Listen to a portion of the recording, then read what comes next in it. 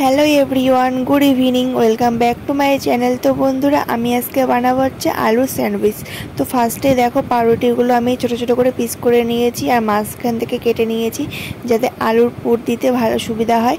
তো তোমাদের দেখা আলুর স্যান্ডউইচ বানাতে আমি কী নিয়েছি। এখানে নিয়েছি লঙ্কা কুচি আর পেঁয়াজ কুচি নিয়েছি, একটা টমেটো নিয়েছি, আদা কুচি নিয়েছি আর রসুন কুচি নিয়েছি।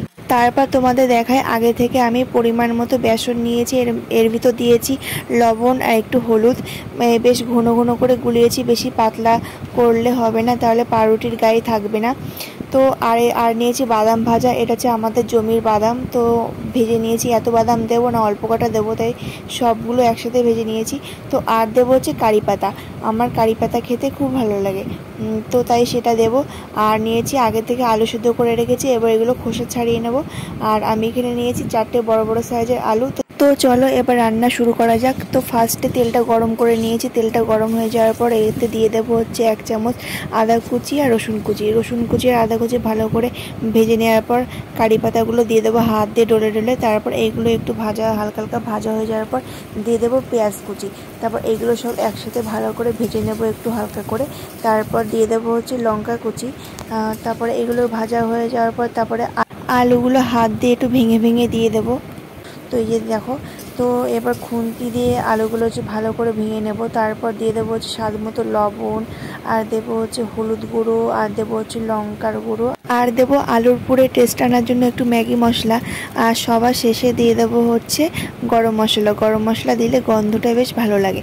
এবার আলুগুলোর সাথে মশলাগুলো ভালো করে মিশিয়ে নেব। তো আমি ফার্স্টে ফোড়ন দিতে ভুলে গেছিলাম, তাই মাঝখানে একটু তেল দিয়ে পাঁচ ফোড়নটা দিয়ে দেবো। তো আমার প্রায় আলুর পুরটা রেডি।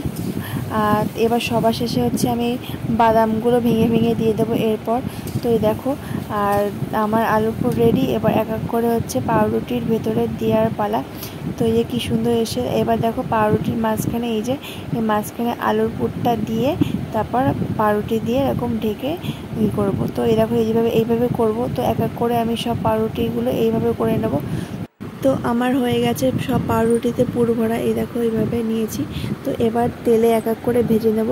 তো ফার্স্টে তেলটা গরম করে নেব, তারপর বেসনে গুলিয়ে এই যে এইভাবে গুলিয়ে এক এক করে তেলের ভিতরে দিয়ে দেবো। তো তোমরা কে কে আমার মতো এইভাবে পাউরুটির স্যান্ডউইচ খেতে ভালোবাসো অবশ্যই আমাকে কমেন্টে জানিও। আর আমার এই রেসিপিটা তোমাদের ভালো লাগলে লাইক, কমেন্ট, শেয়ার করে দিও। টাটা।